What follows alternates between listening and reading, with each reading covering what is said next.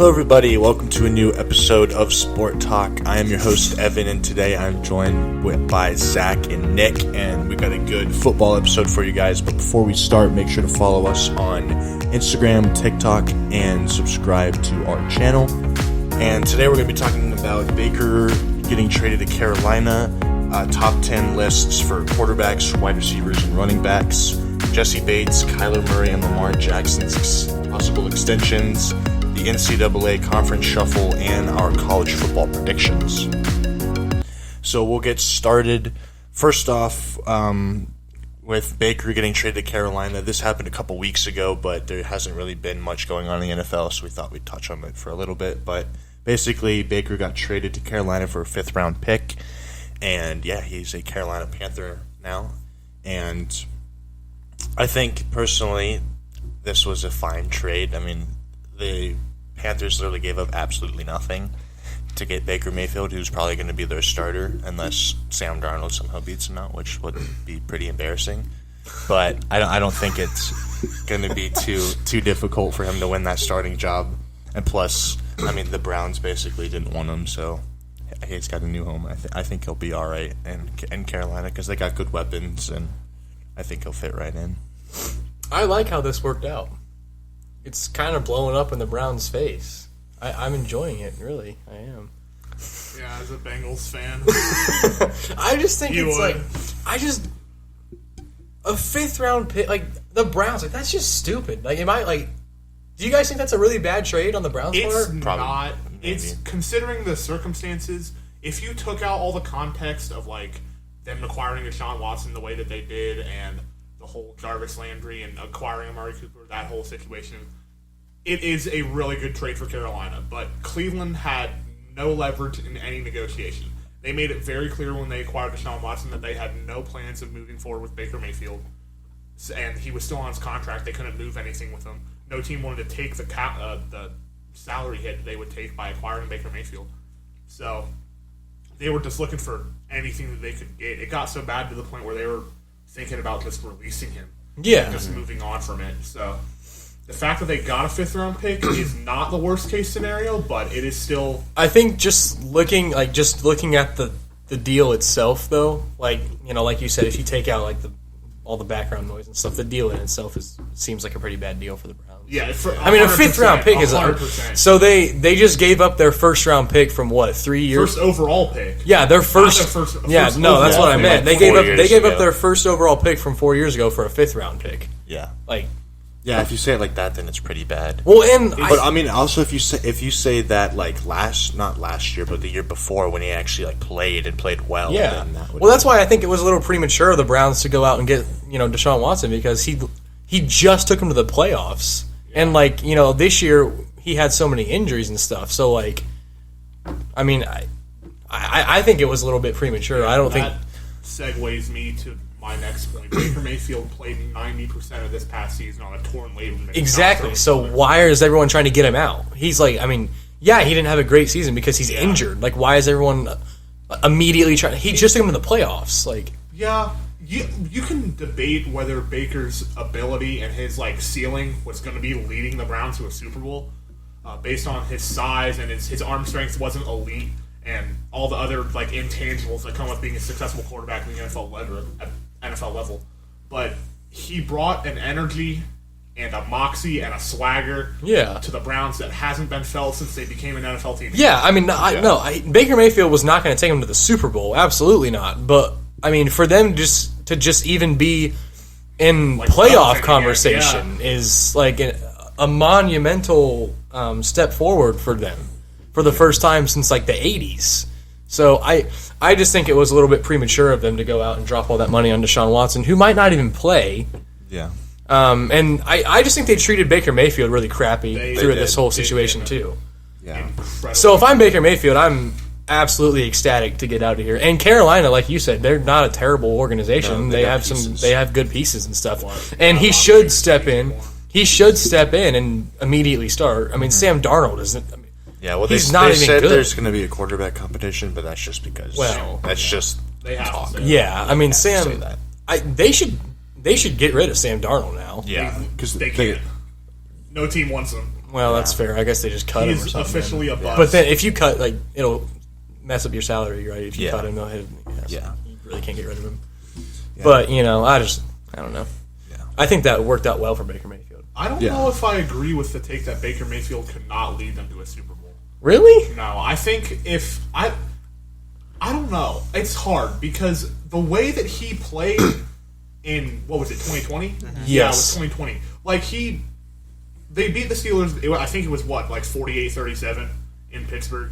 But the game was never really that close. Like the Browns were up by 3 or 4 touchdowns for the majority of the game, and they almost went to Arrowhead and beat Kansas City. Yeah, they only lost by a few by points. 5. Yeah. Forget, I get Patrick Mahomes got hurt in that game, but they still lost by 5. If Chad Henne didn't convert that 4th and 1, the Browns go to very AFC well could have won that Championship game. And from then on, who knows what happens, because they had a much better O-line than Kansas City did, and that was why they lost to Tampa Bay. Yeah. I just think, I'm not saying it because Baker Mayfield, as much as I'm just saying it because it's just the Browns. Yeah. I mean, I just don't see the Browns going to a Super Bowl anytime soon. Not even just because of Baker Mayfield, just because it's just They don't know how to... a bit of both. I mean, because I personally don't think Baker Mayfield is a Super Bowl level quarterback. I don't really think he is. I don't think he is either, but Trent, do you think Trent Dilfer was a Super Bowl level quarterback? Yeah, but do you think that Baker Mayfield has enough around him to cover that as he did though? The Browns didn't have any. The Browns had very good O-line. I don't think it was as good as it is now when Baker Mayfield 2019, 2020. Yeah. The O-line is still very good, and Nick Chubb is still a top 5 running back in the NFL. Yeah, for sure. But I don't know. I don't know. We'll see how he does in Carolina. I hope he succeeds in Carolina. I hope he does too, just because I think he deserves to. Yeah. I honestly kind of like Baker Mayfield, just because I like, like you said, I like that moxie and stuff he brings to each team he goes to. Mm-hmm. So I would like to see him succeed, and I think it's kind of a kick in the nuts to the Browns if he succeeds too. Yeah. So dirty. Yeah. So I think he deserves to succeed, but I just don't know if he's going to go to the Super Bowl. Yeah. So my thoughts on it is, I think it would have been better for the Browns if they could have got a 3rd or 4th, but I know nobody probably would want nobody was going to get him that. But my thing is, what you said, they traded for Deshaun a little early. If you think Deshaun Watson is a better quarterback than Baker Mayfield, 100%, undoubtedly. Yeah. But I think what the Browns thought is that they would get that the whole sexual assault or sexual misconduct situation would get resolved, and then he'd be able to play, but that obviously backfired, and he's looking at a potential year-long suspension. But with Baker, I agree, they kicked him out, and I think he was definitely just kicked to the curb, and they did him dirty. But I think Baker, I give him so much credit for playing through his injury and being just that tough guy and staying with the team that didn't want him. But if you think about it, in 2020 he had his best season in the NFL. And if he would have just sat and just recovered from that injury, we would not be having this conversation. If he would not have played through that shoulder injury, he would still be the starting quarterback. Yeah, he would be the starting quarterback for the Browns. For sure. But I give him credit for playing through that injury. But if you look in hindsight, it might have been a better move career wise for him to sit. Because if you think about it, he's on his last year of his deal, because this is his 5th year. They didn't pick up his 5th year option, so this is his last year. So if by some reason he doesn't work out in Carolina, they just lose him for nothing, and they still have Corral and Sam Darnold on the team. Yeah. So basically, this is Baker's prove-it year. Yeah, this is his last shot. If he performs, then he's going to be a starting quarterback at another team, or the Carolina Panthers. But if he doesn't perform, and we see the Baker we did last year, which I don't think we will, but if he doesn't match up to what people's expectations is, he could be looking at a backup spot or potentially being out of the league sooner rather than later. Well, hindsight's always 20/20. Yeah, but I mean, he's just definitely that type of guy to play through an injury. No chance. There was no way he was going to sit. If his throwing arm is still on his body, he's going to play through. Yeah, that's just the kind of guy he is, which you got to respect him a lot for that, you know. But yeah, it would have probably been better for his career because now, like you guys said, it's do or die. If he doesn't perform, he's done in the league pretty much. Didn't he have I know he obviously the torn labrum was the biggest one, but didn't he have multiple other injuries? Yeah, he had there several. a couple other smaller injuries. So I mean, if he would have played on the torn labrum until I think he hurt his ankle pretty bad or something, and then that was later in the season. And then if he had so many, if he would have played through the labrum and then whenever he got his other injury, would have just said, okay, I'm just gonna take it off. Then I feel like that would have worked because he would have still played on it, but then it would have just been he could have blamed on other injuries. The labrum messed up his throwing mechanics. Yeah, his mechanics were completely there off. There were countless throws. The game against Green Bay, I think it was it Christmas Day? Yeah, he threw was it Christmas Day? It was Christmas Day. Yeah, it was Christmas Day. The Colts and Cardinals played right after. Yeah, he threw 4 picks that game? Yeah, but that was not rough. Even that.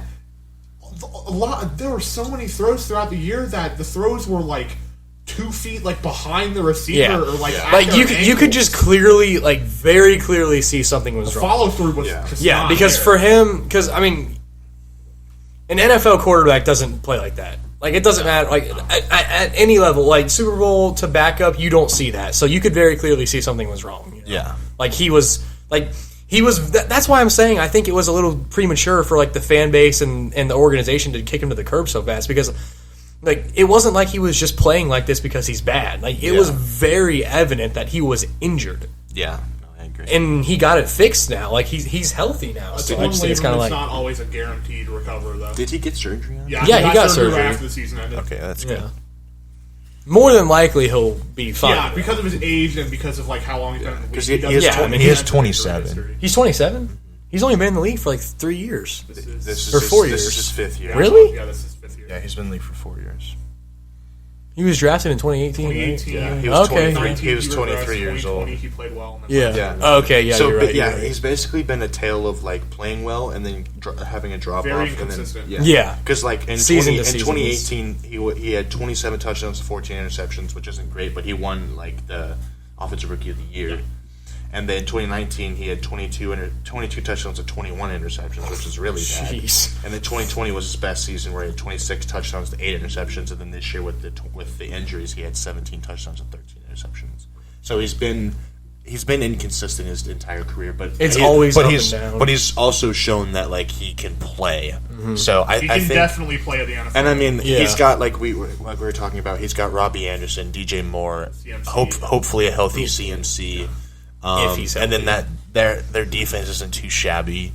I don't know what their O-line looks like, but I mean, he's not he's going to a crappy team. The team. The Panthers have pieces. They have pieces, so I think he'll flourish in Carolina. I think. Mm-hmm. But yeah, we're really just gonna have to see. Yeah. But yeah, I mean, it could come to bite the Browns really hard if, like you said, if Baker starts doing well and they end up stuck starting Jacoby Brissett and they end up missing the playoffs and Carolina actually has a decent season, then which I could 100% see happening. Yeah, I could see that. Then and then you're literally just stuck with all of Deshaun Watson's money. So they guaranteed this man $252 million. Yeah, it's ridiculous. So I don't So it could. This offseason could be really bad. Let's make one thing very clear right now, though. If Deshaun Watson plays 12 or more games, the Browns are Super Bowl contenders. Oh, which is what they absolutely are. Holy crap! 100% Super Bowl. Absolutely. I'm telling you right now, Deshaun Watson, when he was playing with the Texans, had the worst O-line and the worst defense, and arguably the only real support he had was DeAndre Hopkins, which, granted, that's a phenomenal receiver to have. Uh-huh. But he was running for his life, and we had to play against him twice a year. He was running for his life on almost every single shotgun snap that he had, and he would scramble out the pocket. He would fire it 40 yards down the field towards the sideline. Deshaun Watson is that guy. I'm telling you. No, he's that guy, but the Browns... He's good, but I do not see that at all. The Browns as a team have a top 5 roster in the NFL. No. Everybody says so, but I just think they're good at their O-line's good. Their O-line's phenomenal. Their running backs are good. Yes. Their receivers are really bad. Their quarterback could potentially be one of the worst in the league if it's Jacoby Brissett. Their defense, they have obviously their defense is pretty good, but I just the AFC has been so. I absolutely do not see them having a top 5 roster in the league. Absolutely not. Chargers, Chiefs, Buccaneers. Have a better overall roster than Cleveland. They have better skill position players, not a better overall roster. That might be even. I don't know. Okay, even without the Chiefs, all right? Let's go Chargers, Buccaneers. Packers. Oh, not Packers. Bills, Bengals. Yeah, because they lost. Chargers, Bucks, Bills, Bengals. Let's see, who else? Rams. I put the Ravens above them. Rams. I like the Ravens team better than the Browns. If not the Ravens, at least the Rams. The Browns are 100% not a top 5 roster. 100%. If they're not, they are incredibly close. I think they're getting a little. I think people are giving them a lot of hype, and there's a lot of stuff we don't know. Deshaun Watson probably won't even play, and even if he does play, Super Bowl contenders is a bit much because he has to compete with the likes of Joe Burrow, who is a top 5 quarterback in the league, and Lamar Jackson. Twice. That's just in his division. He's better. Just in his division. He's better than Lamar Jackson. And then he has just to in his division. Then he has to get through Allen. That's twice. Allen, Russ, Carr, and Mahomes in one division, and then that's not even accounting for Mac Jones either. Yeah. And the Patriots. I think he is overrated. Yes, but I mean the Patriots are still not terrible. Oh, I'm not. I'm just saying these are teams he has to compete with. Level of Deshaun that we did when he last played. I don't know if that's going to be the case. Because he hasn't played actual football in over a year. Yeah, I'm absolutely not putting Mac Jones on that level. I'm just saying that those are teams he has to compete with. Because Mac Jones is overrated. I 100% agree with that. But the Patriots are still a pretty solid team, year in and year out. We'll see. That's still a team they're going to have to compete with. If Deshaun Watson plays the Browns, I will die on this hill. If Deshaun Watson plays 12 or more games, they'll be Super Bowl contenders. If they were put in the NFC, they'd be the 2 seed. Well, the NFC has no one except the Bucks and the Rams. One team has to go to the Super Bowl from that conference. Well, yeah, I'm just saying that they aren't in the Bucks or the Rams. I'm just they aren't. I don't know. The AFC is far too loaded to say the Browns are going to the Super Bowl. I never said they're going to the Super Bowl. Contenders. To even put them as contenders. Now, playoff contenders, I do agree with that. If Deshaun plays for 12 games, I agree playoff contenders. I don't agree with Super Bowl contenders. That is just a bit farther. You got Titans, you got Colts, you got Bengals, you got Bills, you got Chiefs, you got Chargers, Ravens. You say Broncos? I'm not high on the Broncos, but we'll go with the Broncos. We'll go with the Broncos. So, that's wholeheartedly stand by 10 teams I just named off that are better than the Browns. In the AFC alone. I've seen Deshaun Watson play, even since he was at Clemson. He's good. He is really good. He's a talented quarterback. Yes. He is incredibly underrated. I don't even know if he's underrated. His peak Deshaun Watson was a top 3 quarterback in the NFL. At the time. Maybe. Yeah. I'm not. It was my thing is, I don't think the Browns are overly talented on offense, or talented enough to be. They don't have receivers. If you have Amari Cooper's, I don't know. I don't know if he's going to be a wide receiver one. Their receivers are Amari Cooper, David Bell, and their receivers are not good. One and two. And plus, I just don't know how Deshaun's going to play 2 years removed. Well, that's another big story. That's too. Big if. He might not even be good. We don't even know. But he hasn't played football in 2 years. If Deshaun plays like he did with the Texans, then they'll be a playoff contender. Yes, but I still wouldn't even know if I'd say Super Bowl contender because I would. It is the Cleveland Browns we're talking about here. Didn't they get a new coach? Kevin Stefanski is still there. He's still there. He's an offensive-minded head coach too. Yes, but their receivers are not good. No, their receivers are not great. Not good. But a good quarterback can make any receiver look decent. Sure. Yes, but I still am not putting them in Super Bowl talks. No. I will. I will. You will die on that hill then. I never said they're going to win the Super Bowl. I said they could be potential Super Bowl contenders. Do you think that they would have a better chance than the Bills, Bengals, Chargers, Broncos, Chiefs, any of those teams? Those are Bills, no. Chargers, no. We haven't seen Justin Herbert prove himself. I'm still waiting. But the I agree Chargers with that, roster's yes, but better. the Chargers are still a far better yeah. football team. Their roster's a lot better. I mean, way better. It's not even a question. But yes, I agree. Justin The Herbert only has thing not, that is yeah. better I is think maybe the is only team, O-line. the only team that And you maybe just corner. listed that is significantly, like, I'm fully confident the Bills. have a better like chance to win the Super Bowl this year is the Bills. You don't think the 100% Chargers, confident. the Bengals, the who else did I say? The Chiefs, any of those other Broncos? You don't think any of them are clearly better? No, Oh dear no, Lord! I don't. Okay. I do not. Wow. Interesting I do take, not. Nick. The Browns beat the Bengals twice last year It did happen. with That an did injured happen. Baker Mayfield. That did happen. But one of those two times, One Joe of those Burrow games didn't didn't even matter. play. Yeah, one That of was those like games week didn't matter. 16. It was the last game of the year. We Yeah, were it already was in locked in. It Cleveland. didn't matter. We didn't play any of our starters, and we lost by 1 point. Y'all lost by 26 to the Browns at home. Yeah, With that was Baker bad. Mayfield. That was really And bad. Joe Burrow. Yeah. But hey, Joe Burrow's never lost to any team more than once, though, in the same year. That's true. So. Well, speaking of quarterbacks, let's go through the ESPN's top 10 best quarterbacks in the I need to NFL. pull up this list now.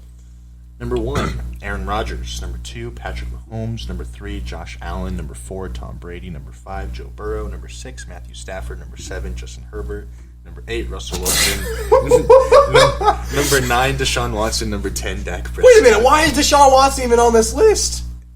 I mean, he's above Dak. Okay. I apparently didn't look at this Okay, list Justin. that hard. Let's just get this out of the way. Justin Herbert at 7 is criminal. Justin Herbert at 7 is horrific. He should be at. He should be at 4.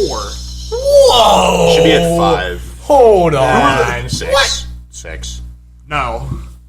I think. Are you saying I think, let's just cut the chase. I think Justin Herbert's a better quarterback than Joe Burrow. that is completely retarded? We know you already. That know is that. retarded. You think he's better than Brady, or Allen, or You're Mahomes, putting or Rodgers? him at. I don't think he's Are you better. knocking Brady down? I thought about it, but then I was like, no, it's Tom Brady. My top 10 right now would probably be, I mean, Mahomes and Rodgers are interchangeable at 1 and 2. Allen. I would put Josh Allen at 3.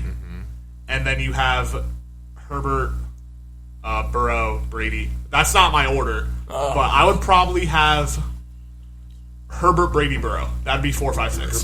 Herbert, Brady, Burrow. Okay. And then I disagree. Matthew Stafford. Already. Wasn't Matthew Stafford 6? Yeah. He was. He needs to be like 10. I get he just won a Super Bowl, but come on now. Where'd you put Russ? I would put Russ at. You think Matthew Stafford should be 10? I would put Russ at 7, probably. Yeah, Russ at Here, 7. how about you Okay. name yours in order? All right, yeah, Rodgers. Granted, it doesn't have to be people from this list. Yeah, I know. Yeah. Rodgers, Mahomes, Allen, Herbert, Brady, Burrow, Russ, Deshaun Watson. I'd go Kyler Murray at 9 and Matthew Stafford at 10. That would be my top 10. I disagree with the 4 through 6 range. The other ones I could get behind, though. Besides numbers 4 through 6, that's You could not make a egregious. case for Lamar Jackson and Derek Carr and Dak Prescott You on could. that list. I don't think they make it, but I like who's on this list right now. The only thing I would do is I would bump Deshaun and put Kyler Murray in there, probably. And I'd put Herbert. I don't over like Stafford. Dak on that list. Here's what mine would I be. I'd put Rodgers, Mahomes, Allen, and then I'd put Brady, Burrow, and then I would put Herbert, Russ, Stafford, Murray, and then Dak. I think that's Lamar how I would do Jackson's mine better as than well. Dak Prescott. Yeah, I don't know. They're interchangeable. I think my list would be just like that as well. I'm just not. Dak Prescott is just. I wouldn't put Deshaun at 10 just because I haven't seen him play in 2 years. Deshaun Watson should not be on this list. Oh, this guy said he's too low.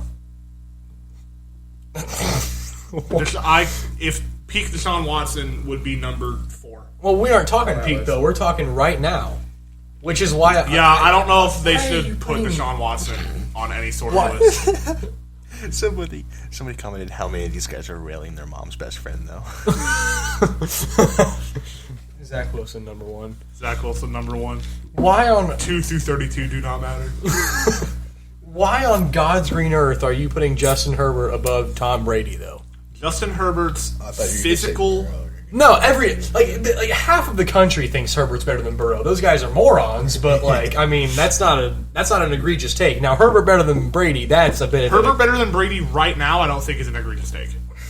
Personally, Brady threw for it's not that bad. I mean, it's not that bad, but he's in a Bruce Arians-led offense, an offense that notoriously throws the most amount of deep balls per year. Well, the Chargers chuck it all over the place too. Because Herbert's a physical freak. Well, yeah, Herbert runs out of the pocket, gets sacked half the play, and throws it 60 yards down the field.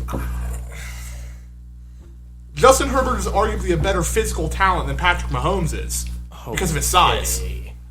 Physical, yeah. Physical talent, he's arguably a better one than Patrick Mahomes. Patrick Mahomes is a little bit quicker, but He has a better arm.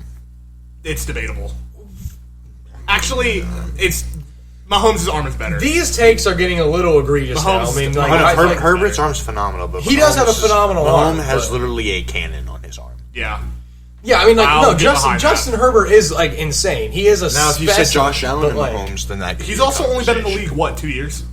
Yes, but This will be Herbert's his third year. Yes, but it's still I just think it's a little bit insane for us to say he's more talented than Patrick Mahomes and better than Tom Brady. I think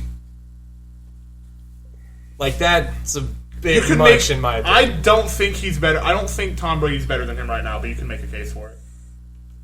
I mean, maybe not right now, but I don't know, man.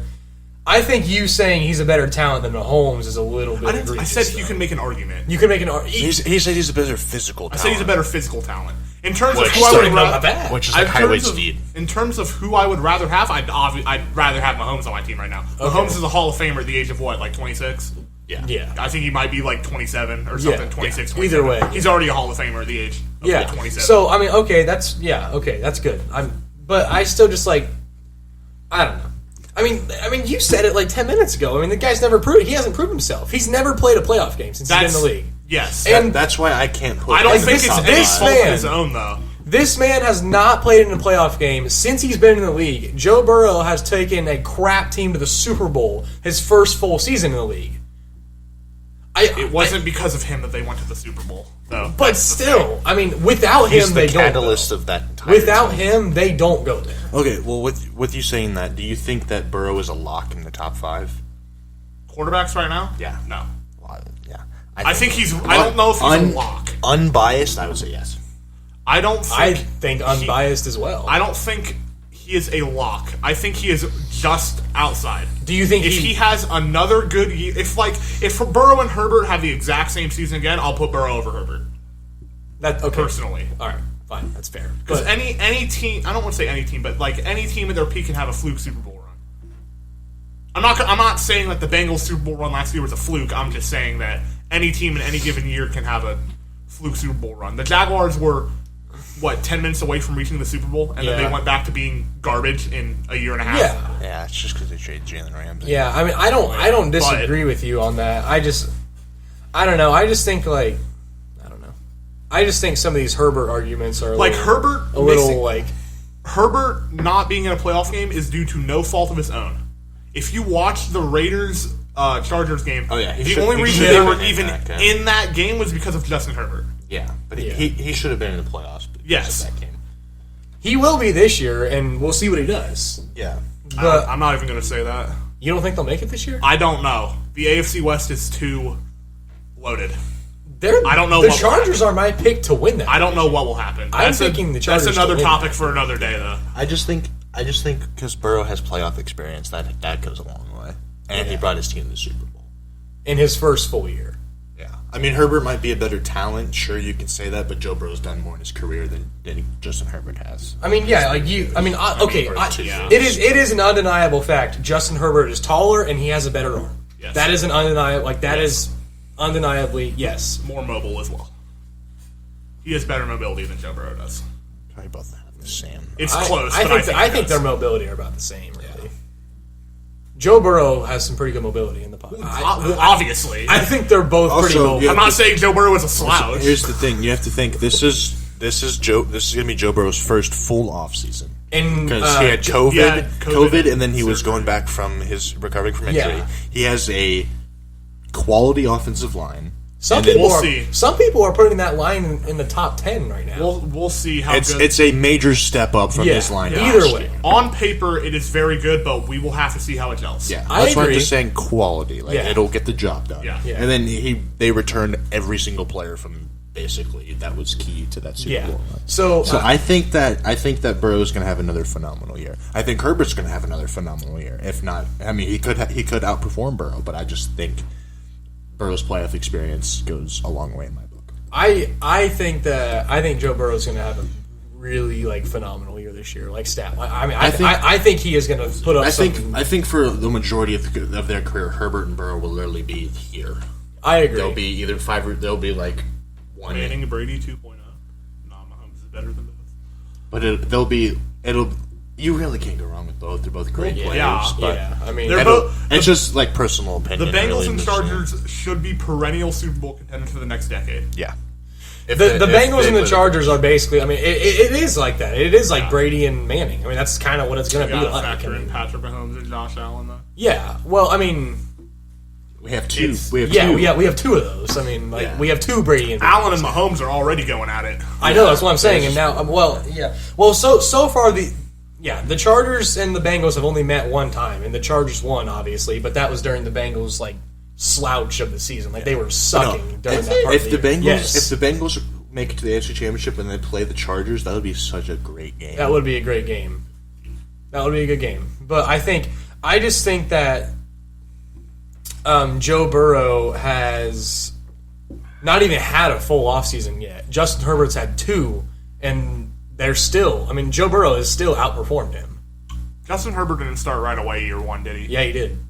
I'm pretty sure he did. Tyrod Taylor. Tyrod Taylor had that. But then he got hurt. He played He played for 2 weeks. Yeah, and then he had the whole lung thing. That's what I'm. Then they sabotaged his career so Justin Herbert could play. Yeah, so I don't know. Either way, basically. Yeah. All right, shall we move to running backs? Yeah, Go for it. Let's see what we got here. Number 1, Derrick Henry. Number 2, Jonathan Taylor. Number 3, Nick Chubb. Number 4, Dalvin Cook. Number 5, Alvin Kamara. Number 6, Joe Mixon. 7, CMC. 8, Najee Harris. 9, Aaron Jones. 10, Javonte Williams. Why is Javonte Williams even in the top 10 right now? I don't know. Austin Eckler should be in there. Austin Eckler? Yeah. That's who I would put. He's a PPR. Austin Eckler? Yeah. That's what his fantasy stats will inflate his actual ability as a running back. I do also agree that he should be in there, but no higher than 10. But Javonte Williams at year 2 is not a top 10 running back. No, Javonte Williams didn't even start last year. He split time. They literally split 50-50. Okay, but he's a great. But to already put him in the top 10, he's one of my favorite running backs. That seems a little bit egregious. Go through that top 10 one more time. I know Henry, Taylor, Chubb, Cook, Kamara, Mixon, McCaffrey, Harris, Jones, Williams. Okay. Obviously, Derrick Henry and John Taylor number 1 and 2. Yes. 1A, 1B. You can make an argument that Taylor's better than Henry. Okay. In my opinion. You can? I don't think he is. On a per carry basis, Jonathan Taylor is better than Derrick Henry. I mean, they both had ridiculously insane seasons. Obviously. Derrick Henry did it in 8 games. Yeah. If Derrick Henry would have won the rushing title if he stayed healthy. Yeah. He also gets a ton more carries, though. Yeah. That is true. The Titans' whole offense is him. Yeah. Nick Chubb at 3, yes. Cook 4, yes. Kamara, yes. You think? I think you can make an argument that Mixon's ahead of Kamara. Personally. Yeah. Is Kamara? I don't know what the whole deal with that situation play? is because he got I haven't arrested. heard anything about that. Yeah, I haven't heard anything of that. I haven't heard a single because if he doesn't play, the Saints are looking drastically different and drastically bad. Yeah, because Michael Thomas, I don't know if he's. I haven't heard a word from him either. Yeah, there was something about him. I think they said that he won't be ready for training camp, but he should still be ready for the season. Yeah, okay. I don't know. They're two best offensive weapons. Yeah, they very easily could. I don't know. Might not play. Yeah. Well, yeah, And he then got who's their arrested. quarterback now? Winston. Yeah, but he's coming off an ACL tear, so Oh, They Lord. could. The Saints might be really bad. They could be bad. and Sean Payton just retired. Yeah. So like, Oh, Yeah, they could be boy, bad. I forgot about all that crap. The Saints are in a Yeah, I tough mean, spot. yeah, I can see Joe Mixon being. you can make an argument for Mixon above Kamara. because Joe Mixon Make had the a argument. heck of a season last year Yeah. with So a bad, what, with a bad offensive line. He did. I'm not disagreeing. I just want to hear the Yeah, argument. that's another reason why I think. Kamara's just a better pass catcher. Yeah, That's what. I think a I healthy put him CMC above. is better than both Mixon and Kamara, though. Yeah, I would agree. Yeah, but he's not. He's not. He's Never never healthy. Trust me. healthy Yeah. CMC is probably 3 or 4. I've drafted him number 1 overall in fantasy the past 2 seasons. Trust me, I know. Yeah, no, he's not. No, Christian McCaffrey, a healthy Christian McCaffrey is like number 3 on this list. I think 4 maybe. Chubb is better, Either way, 3 or 4. but CMC. he's But, like- still higher than 3 or 4 other running backs. I like that though. I think Joe Mixon could be above that. Joe Mixon could be a top 5. I mean, he was here's- number 3 in rushing yards this year and had the worst line in the league, so he could be. So here's another list. This list is from Ben Lindsay. So he has Taylor, Chubb, Henry, McCaffrey, Cook, Kamara, Jones, Eckler, Mixon, Jacobs. I kind of like this list too. Although I'd flip Chubb and Henry though. But besides that, I kind of Christian McCaffrey being that high, like he would be if he was like okay. So flip Henry and Chubb, and then I would bump McCaffrey probably Josh down to Jacobs is 7. top 10 running back. You could make an argument. I think he's more potential though. I just I would arguably put him in there because of what he could be. yeah, because I feel like he didn't really do too much. He didn't last do year. a whole lot last year. He He underperformed could a lot. could be very good though. He But could granted, be. if I'm being completely honest, like I was looking at fantasy, there's not many good like running backs that I He would wanted be to go 0 running backs that I the would be first few that I would rounds. be confident picking in the first there's- round. There's like 6. Henry, Taylor, Chubb, Cook, Eckler. Kamara, and Eckler. Yeah, I guess Kamara. Picking in the fantasy wise, picking in the first round, I'm going Henry, Taylor, Eckler, Mixon, Chubb. Kamara, if he plays. We don't know if he's going to though. So there's like That's like my 5. so there's like 6 or 7 that I'd be confident picking. in the Yeah. first round. So yeah, the no running back first 2 rounds could be a viable option. Never know. stack up Who receivers. wasn't Najee Harris in that list? Wait a minute, yeah, Najee Harris is Najee number 8. Harris was 8. Najee Harris at 8? Yeah. Lower than Aaron Jones? No, 1 higher. This is a different One higher list. than Aaron Najee. Jones? Najee isn't on. Where's there. Najee's not even on this list. He's not on the second list. I think Aaron Jones should be higher than Najee Harris. Yeah, I can Personally. agree. I this think- guy has him I think set. Aaron I think- Jones is criminally underrated. Yeah, but I think he's probably just making that just because Aaron Jones split time with AJ Dillon, Yeah. and Najee was the sole running back for it. Najee Harris is really freaking I think good. people though. are. I think Najee's a top 10 running back I would probably put him in my top 10. because I just don't. I I'd would put- probably regrettably do that as well. But I mean, don't I would know. put him in the 9 or I'd put him at 9 or 10. Yeah, but still though. But I think like on this list, like I think he's better than Josh Jacobs and Javonte Williams. I agree with that. He is better than both So of I'd put him those. at 10. That's fair. I just think Yeah. he's gonna get inflated a little bit just because he was the Steelers' entire offense. He's going to be there. He's going Last to be year. more of their offense this year. Yeah. Unless Kenny Pickett with his small hands comes in and becomes the next version of Dan Marino. If he even plays, Kenny Pickett is terrible. Mitchell Trubisky. We don't know. Mitchell Trubisky could be the starter. We have no idea. And he's not good either. Don't disrespect the MVP. But also, Mike Tomlin said that Najee's workload is going to be a lot more. He has to be.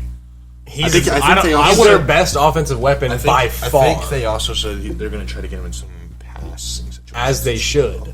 He is by far their best offensive And you weapon. can't It's not trust close. Mitch Trubisky or Kenny Pickett to throw to Deontay Johnson or Chase Claypool right now. No. Or is Freiermuth on? Yeah, Is I your mean, tight he's a end? tight like end, you yeah. can't even trust Chase Claypool really, No. and like Chase Deontay- Claypool has been a enormous bust, in my I opinion. don't know if I'm going to say that yet. He was really good Really? his He He was good first his year. rookie year, yeah. Oh, rookie- that's true. I his guess he rookie had a year, he solid. was- Last year he fell off, but that was partially because Ben Roethlisberger's arm went to. It was bad. It was so awful. So bad. How did they make the playoffs last year? I don't know how I was they so play. surprised. They're going to be the worst team in that division by far. And they still will make the playoffs. They always do. I will. Don't. That's say another. they're not That's going another to. topic for another day. Don't say they're not going to be. We were just talking how good the Bengals and the Browns rosters were, and the Ravens had an A+ offseason. Yeah, and they're going to be healthy. Hopefully.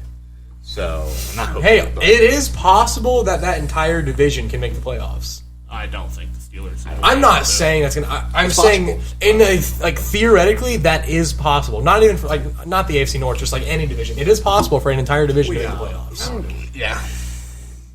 All right, do we have anything else to talk about the running backs? No. I think we pretty much covered all of it. Not the fun one. The receivers. Moving on to oh, the this is going to be receivers. fun. Number 1, Davante Adams. Number 2, Cooper Kupp. Number 3, Jamar Chase. Number 4, Justin Jefferson. Number 5, Tyreek Hill. Number 6, Stephon Diggs. Number 7, DeAndre Hopkins. Number 8, Mike Evans. Number 9, Deebo Samuel. Number 10, DK Metcalf. I like this list. So, I mean, here's the big question. Who's better, Justin Jefferson or Jamar Chase? Justin Jefferson. It's not close. Whoa. Justin Jefferson is so good. Okay, I'm not saying he's not better, but it is close. Yes. I don't think it's close. How is it not? Mine would be 1, Adams, 2, Kupp, 3, Jefferson, 4, Chase, 5, Diggs, 6, Hill, 7, Deebo, 8, Hopkins, 9, Evans, and then 10. I'm not putting DK Metcalf at 10. No, I'm blanking on receivers. Keenan Allen. I was going to say Keenan Allen, but I don't think. I don't think Keenan Allen. I need to see like a list of receivers. Yeah, I'm here. pulling up a list of receivers. Davante Adams. Let's get this down. He undisputed number 1. Yes, Davante Adams. Yes, right. I would put Justin Jefferson too. Personally, Yeah, I would put him too. Not awful take. The top 4 to 5 are so good. Like Jamar Chase is in there. Yeah, Jamar Right, Chase after is his first year. undoubtedly top 5. It's like Yes. Justin Jefferson, I think if it came down to throw it up in the air between Justin Jefferson and Jamar Chase, see who comes down with it between 2 defenders, I'm picking Justin Jefferson. I'm picking Jamar Chase. Personally, I'm picking Justin Jefferson. Is Justin Jefferson? Is he Like taller than- 6'1". is he taller It's like than an Chase? inch. Yeah, it's like about an inch. Yeah. But the reason I'm taking Chase is because the Chiefs game. I don't think the Chiefs' corners are that good, though. I don't care. I Justin. don't think they're that... Like, Tyrann Mathieu's a beast, but he's with the Saints now. Well, yeah, but like I'm just saying. Either way, though, I'm just saying like Jamar Chase was like. I mean, that was like some like He single-handedly won in clutch. that game. Yeah, I know. Against, That's what I'm saying. what was the first game against Kansas City, right? Yeah, it was the week first. 17. Yeah, The week game that got 17. him in the playoffs. Yeah, that's what I'm talking about. That game is why I would pick Jamar Chase because he is. I mean, that was clutch. That was really clutch. I mean, that. Yeah, I would still have Justin Jefferson 2. I'd have Cooper Kupp 3, Jamar Chase 4. I think Diggs would be higher than I think Tyreek Hill. I think Diggs and D-Hop are higher than Tyreek, I think personally. I'm putting Diggs at 5. I'm putting Diggs at 5, D-Hop at 6. No. I'm putting Tyreek Hill at 6. Tyreek Hill at 6. I'm And putting, then a healthy D-Hop, I'll put at 7. I was going putting to a put healthy Debo D-Hop over at 6. D-Hop. Really? I don't think Okay, Just because Debo's been better do recently. you... Recently, but I D-Hop's think... a better have receiver. Debo. Yeah, I was just about to say, I'm pure receiver. Yeah, I'll put Do you D-Hop. have I'll Debo put- above them? Because No, I'll put D-Hop. as a pure receiver, I don't think Yeah. he's better than Yeah. No, a lot of the people on this list. He's not. He's the not. only reason he's up here is because he can do it all. Yeah, He's I a running agree. back receiver I'll hybrid. put him over Mike Evans, though. I would not. No, not as a... As a receiver, no. Mike Evans as a pure receiver is a monster. Like, he... Like, let me see that. Let me see So that. then is Debo the 9th best receiver? I don't think... Do you have the list of receivers? Yeah. Yeah, let me see this. Is Terry McLaurin top 10 receiver? No. No, I don't think so. No. AJ Brown? No. Yes. CD? Top 10? I think so. A.J. Brown? I think AJ Brown can make Actually, you know, if we're going with this list, I think I would put A.J. Brown in there Yeah. at 10 over DK Metcalf. CD? I would put AJ Brown over DK Metcalf 10 times out of 10. Yeah. CeeDee Lamb? No. Not CD. They had CD at 12. I could see CeeDee in the top 15. Yeah, I guess Debo's 9. I would put AJ Brown over I just DK feel Metcalf. like- I think I'd put AJ Brown over Deebo Samuel as a pure receiver. I'd put Deebo at 10 just because of his versatility. If we're going pure receivers, then yeah, Debo would not be high on this list. But Yeah. Debo, like you said, It's just 'cause he does it literally all. do everything, Okay, so which you makes have... him a much more have valuable Davante weapon Adams than at like 1. Michael. I agree. Justin Jefferson 2. I could agree with that. Cooper Kupp 3. Jamar Yes. Chase 4. Yes. Okay. Diggs Stephon Diggs 5. Yes. D-Hop 6. Tyreek Hill I'm 7. I'm flipping those two. Okay. Yeah. Tyreek Hill 7. Mike Evans. 8. Yeah. AJ Brown 9 and Deebo 10. That's my top I'm flipping pick. AJ and Debo. I think I would. I don't know. I think I agree with that. I don't think that's a terrible list. The list that I just read of is pretty accurate. Yeah. No, I think I agree with that. It's just Deebo Samuel. I think is just you have to give him some credit for being able to do anything that the 49ers offense has. Yeah. So that's why I love Deebo Samuel. He is a phenomenal football player. But like pure receiver wise, yeah, he's 9 or 10. Yeah. I'd put him at 9. But yeah, no, Mike Evans and D-Hop are definitely better than him. Mm-hmm. A healthy D-Hop. Because D-Hop hasn't even played. D-Hop won't play the first 6 games for PEDs. Yeah, I know. So, I mean, that's a whole other... Like, his career has taken a plunge the past 2 years. Yeah. I mean, he hasn't done... I don't think it's any fault of his own. Well, no, it's just... He's been hurt. Well, the PAD thing is a little... Yeah. Hey, I don't know about the past 2 years. Last year, he was hurt. The year before, he was an animal. Yeah. My thing is, I just always forget about Mike Evans. I just don't hear of him ever. I also... Mike Evans is I know he's really he is good. Criminally underrated. And he's one of the best, if not the best, jump ball receiver, but I just don't... I don't hear much about him either. About him. Yeah, Mike Evans is very underrated. He does not get enough credit. Yeah, but no, he's definitely top 10. Easily. I just don't hear about him. Saying that Julio is like nowhere near... It just makes me realize how old I am. Yeah. Like Julio hasn't even signed with the team yet. I know. Yeah. Saying that I don't know Julio what the Packers are doing, not, though. I mean, I'm just signing Julio. Saying that Julio is nowhere near this, like, feels... It's weird. Really like, weird. Blasphemous. I know. Like, I would... Because he's been so dominant for so long, and then he got traded to Tennessee, and now he's not... He got hurt. Now he's not even... It's just, it really is so weird. I saw this post a while ago on Instagram. Really it was are like, in another era of the NFL. I know. I saw this post a while ago, and it said like, you know, you're old when you see like these receivers are like not even playing or top 10 anymore. And it was like Odell and Antonio Brown, AJ Green, like guys like that. Jordy Nelson, people like that. Yeah, it's like those guys used to be like the studs of the league, and now they like aren't. And like Julio Jones was like the best receiver in the NFL. Julio Jones was the best undoubtedly receiver in the NFL for a 4-year period. Yeah, like undoubtedly, and now he's not even in the top 10. Like not even close. PFF has Julio Jones as a tier 3 receiver. Probably former tier 1 veteran eyeing a bounce back / getting healthy.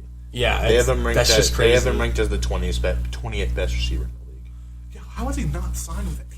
I don't know. I just think like the Packers, might as you well could take a shot on him. You don't have anyone else. You just got ready to best guy. You literally have nobody else. Yeah, Cleveland. I don't know if Cleveland has the room. Literally anybody could take a shot on him. Indy, any team. We need receivers. Yeah, we need receivers badly. Hey, Michael Pittman's pretty good. I like Michael Pittman. Pittman will be a solid wide receiver 2. He will be a very good wide receiver 2. Who's the wide receiver 1? Him right now. Well, he's not a wide receiver 1. I don't think he has wide receiver 1 potential. I think he will be a very good wide receiver 2. Yeah. Like outside jump ball wide receiver 2. Okay, I agree Tyler Lockett, where he's a really good wide receiver. Yeah, no, I agree with that. But he wouldn't be like the best. I like him though. I think Pittman is very good. What else do you guys have? Alec Pierce. Paris Campbell will probably rupture his Achilles again, week 1. Alec Pierce, I don't know about him. He was a good prospect out of UC. Balling out. Yeah, he was good in camp and in practices. Yeah, he was. He has been absolutely balling out. He has dropped like 2 passes. Yeah, I think he'll be pretty solid. The Colts do need to get some we need receivers though. Badly. Yeah. But also they don't throw the ball anyways. I mean they're basically the Browns. Their whole offense is they're fed through the running, and the Titans. They have Matt Ryan. Their entire offense is fed through the running back. Matt Ryan is better than Ryan Tannehill and Jacoby Brissett. Oh, obviously. Matt Ryan is competent enough. He was a former MVP. Yeah. But it's still like the Colts still have that same kind of offense that it's all fed. It's going to go through Jonathan Taylor. Yeah, and their offensive line. As it should. Yeah, he's a stud. Yeah. I think he's kind of like undoubtedly the first overall pick in fantasy now. I mean, I think that's just kind of like no-brainer. Jonathan Taylor. I mean, a no-brainer. If okay, Jonathan I have the Taylor first pick. is available when I can draft him, I'm picking him. I don't care who else is on the board. Yeah. I mean, that's kind of what it is. Yeah, he's definitely undoubtedly. I wouldn't. He'd be the number 1 overall pick for the 3rd year in a row. I want him so badly. What are you willing to give there? Nothing. It's random. It's not random. I thought it was. He already has it. Yeah, it's already. Well, I think it might. I don't know. I how thought works, it was honestly. random. You should make it random for fairness reasons. Yeah, you should. I think it is. I think it is random, but like the commissioner always has the don't first know. overall, though. That's stupid.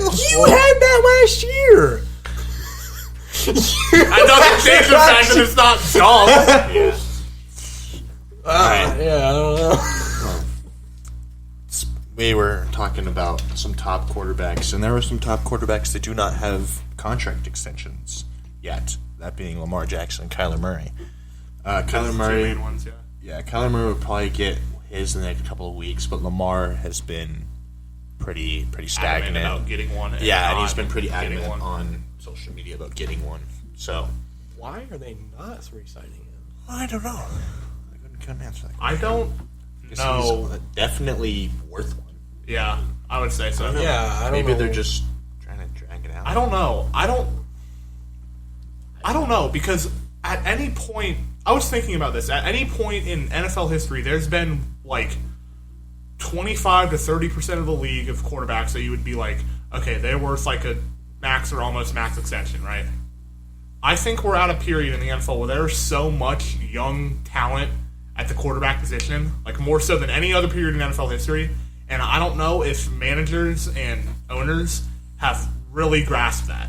Because Lamar Jackson is 100% worth a hefty extension. Yeah. I mean, he just won the MVP 2 years ago. Right. And I get he was hurt last year. I get you could make an argument that his style of play isn't conducive to long-term success. But I don't think it is.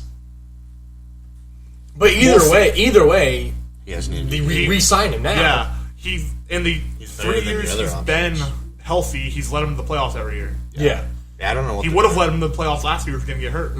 No, I think you definitely re-sign him now. You have Absolutely. to. Yeah, I don't know what they're doing. I do think I've always said that I don't think he's going to be a 15-year quarterback in the NFL for the Ravens. He's going to be a Cam Newton-esque. Yes, type of product. that's what I think is going to happen with I think him. he's already a better thrower than Cam Newton. I hope he doesn't Yeah. drop off as much as Cam Newton did. Yeah, Because that was Cam Newton tragic. is now a terrible quarterback. Yeah, I mean, I just think that his play style, like, it just he can't physically do that in the NFL for very long. Yeah, it's tough. But like right now, though, I'll re-sign him absolutely. yeah, I don't know I why mean, they you haven't. resign him for like 4 or 5 years. I mean, he'll be in his prime. That if might not- be if why not they don't ending do it. that, though. Is I don't know. I mean, it's scummy to anticipate injuries. Yeah. Like you don't do that as a manager of any professional organization of a sports team. You don't do that. Yeah. But it's going to be easier for him to get hurt than like a pocket passer like a Tom Brady. Obviously, that's why he's been in the league for my entire life. Yeah. But like he led them to a 14-2 season, won an MVP. He's in all the 3 years he's played until week 17. He's led them to the playoffs. Yeah. Won him a playoff game. Yeah. Would have led him to the playoffs last year again if he didn't get hurt. Yeah. So I don't really understand what the I Ravens really front haven't office is heard doing. anything about that. I just heard that there's been really little to no talks. Really, that He have gone wanted one, and Why? then it was a topic for 3 days, and then fell off the map. Yeah, I don't. But I mean, get that. like if I'm the Ravens, like I'm in a division that's pretty tough. Like there's You need a good quarterback. yeah, you have to have a good need one, quarterback. not just a division, but in the AFC Yeah. in general. Oh, exactly. absolutely. and plus, who else would you have at quarterback? Why would you want anyone else? Exactly. Like who was the guy that you don't- Huntley or whatever? Tyler Huntley. Yeah. no. So yeah, why would you not just? And And, it's- then if you keep dragging on, you're just going to piss him off more, and then Right, he's going to gonna end ask up for more actually money. leaving you. Yeah. I don't understand that situation at all. And it's- I've heard like nothing about it except that he's not like they haven't talked. And it's not like the Ravens have to pay other people. Yeah, they don't have. Like, Like, they what? have anyone They else. don't have don't- any they other don't major have a lot superstars of that are contracts. You know what else that is are odd? huge. Is that they traded Hollywood. Yeah, they traded Draft Hollywood day? too. Yeah. Like, I I got don't- Kyle like, Hamilton out of it, though. I don't So- think. They did, I think Hollywood's stock dropped a lot. but like I mean, Lamar Jackson like very clearly liked him and was outspoken for him. So why are they getting rid of him?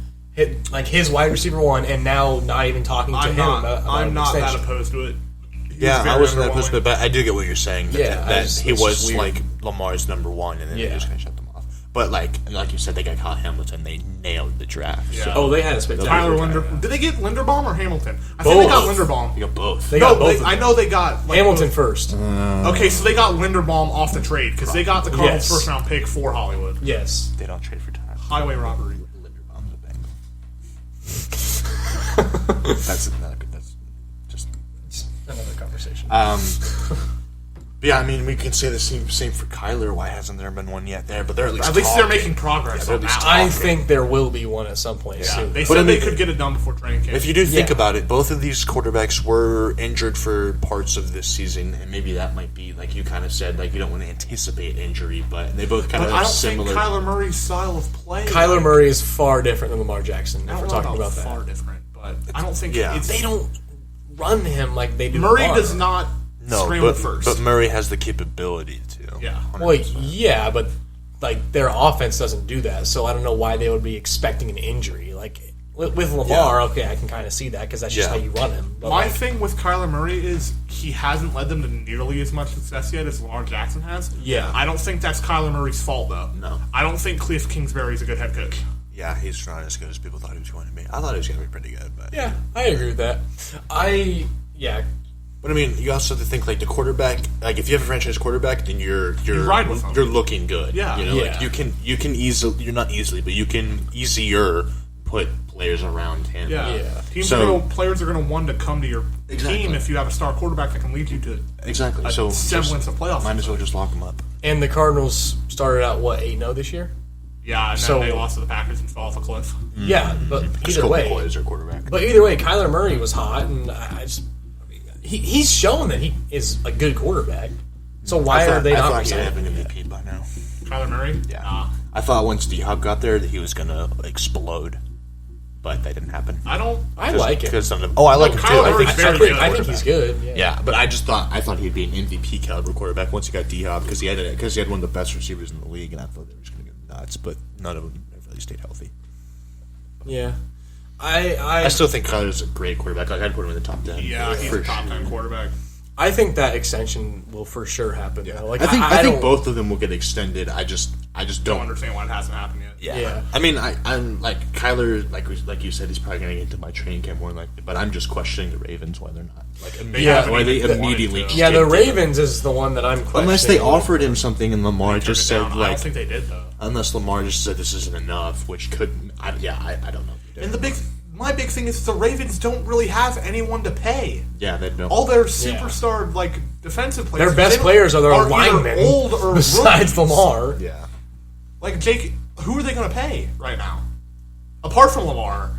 I mean, who's getting this money? Right. That's not saying he's worth number one quarterback in the league money. You absolutely don't pay him not. That. But like, who else are you going to pay right now? Yeah. It's not like they're struggling for they aren't money. broke. Yeah. Yeah, that's the one that I'm a little more confused about. Kyler Murray, I think that's coming. That's not really a question. But Lamar Jackson, that one's a little. Yeah, I'm confused about that one. I think the Ravens will get it done though. Yeah, more than likely, but it's still just kind of a weird situation. Yeah. So since we're both Bengals fans, news came out yesterday. Was it yesterday, right? Yeah. That Bates wasn't going to get extended long term, and that he won't play under the tag. So, what are your thoughts on that? Well, I think we trade him if he's not playing on the tag. Yeah. I mean, I don't know. Here's he wants so much guaranteed money. Yeah, that's the issue. You can't pay any safety in the league, unless he's Ronnie Lott reincarnated. Yeah. Which then he's not. No, but you can't pay any safety in the league the amount of guaranteed money that he's asking. It's for. He is, in my opinion, a top 5 safety in the league. Yeah, even though he took a noticeable regression last year, he still is up there. He's still a top 5 safety in the league, so I understand him wanting to get paid. Yes, I understand that, but also on the same hand, you have to think about the safety market is really not that high. Well, it will never be. Safety's not a coveted position. Exactly. So I think he has to understand that, and I think it's just too much for him to ask to be the number one highest paid safety in the league.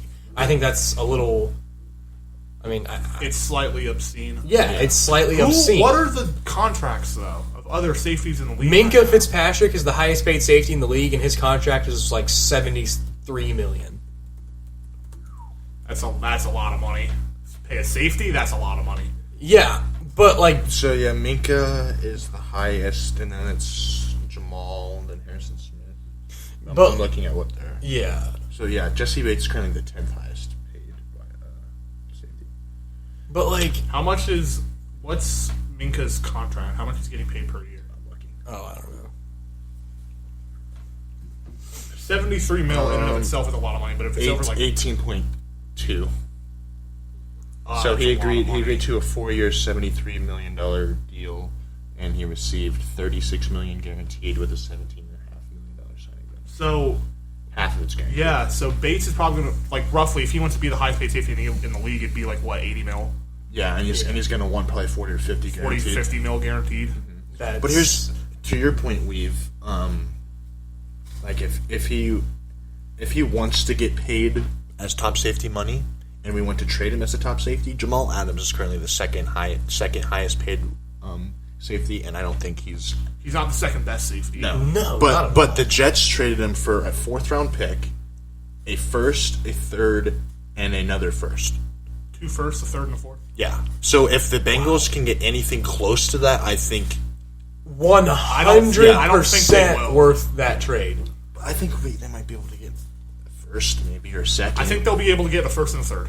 Yeah, I'd even with that, it's that's worth it. That's still a decent return. And it makes me more comfortable because we have guys like Von Bell. We just drafted Dax Hill. Yeah. And we drafted that guy from Toledo. Mm-hmm. So I feel, which I think the Bengals did smart. Like we said in a podcast before, we wanted them to draft some offensive linemen and stuff. But I think they were seeing the light at the end of the tunnel and being like, okay, we're not going to get this Bates deal done. Yeah. So we're going to draft guys that we like who can play the position, and then I just hope they just don't lose him for nothing. Because like we just said, if he can get a first and a third, I would do that. That's why I'm saying that Jesse Bates has came out and said like twice now, like very like sternly, that he will not play under the franchise tag. Yeah. He has no intentions to show up to camp or play under the tag. Yeah. And if he's gonna act like that, then we absolutely trade him. Because he's not going to play for us, so why are we just letting him sit here for a year, letting him go for nothing next year in free agency? Can we franchise tag him again? We can, right? I don't know. Can you franchise tag him twice? I don't know. I think you can. I think you can. I'm not sure. Here's my thing, though. Jesse Bates, like we just But if he's not going to play into the franchise tag, that's why I'm saying trade him and get something for him before he leaves. Yeah. My thing is, though, Jesse Bates, like we just talked about earlier, he noticeably regressed last year, right? If he wants, like, he's not going to get paid top safety in the NFL running right now. No. That's not going to happen unless he goes to a team that has too much money on their hands and has no idea what to do with it. Yeah, that team's probably not going to be a playoff contender for you. No. So, he wants top safety money, but he noticeably regressed from last year. Right? Except in the playoffs. I mean, yeah, but as a season regular as a whole, season-wise, as a whole, yes. he noticeably regressed. It was actually his worst season in the league so far. So, why would you not, if you want top safety in the league money, prove that you're a top safety in the league this year? By playing under the tag, in which that you are getting paid $14 million for 1 year. It's not like Jesse Bates was a top 3 safety in the NFL last year, and then now he wants his money. That would make sense. Yeah. No, he took a step back last year. Until the playoffs, he proved that he was right back to where he was in the playoffs. Yeah, which is why, I mean, I'm obviously not as big of a Bengals fan as you two are, but that's why I'm not that against the Bengals not paying him currently. I mean, I'm not against it. I think obviously you'd love to have a top safety player on your team, but like you just said, I wouldn't pay him top safety money. No.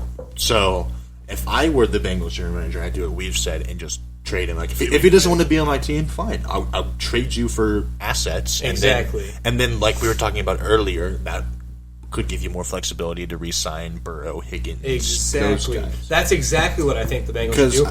If, like, let's say they do re-sign Bates, and let's say he continues to, like, slightly degrade, he's super young. Or not improve. Yeah, let's just say he's stagnant at where he is right now for the next 5 years. That contract could be a bad one. And that would be a bad contract. And they could could potentially have make them lose a Joe Mixon or a T Higgins. I think they're playing it safe right now. Yeah. That in that sense, and I like that because it is exactly like that. He could stay how he was this year. He could just stay stagnant. He could even take another step back. Yeah. You don't know.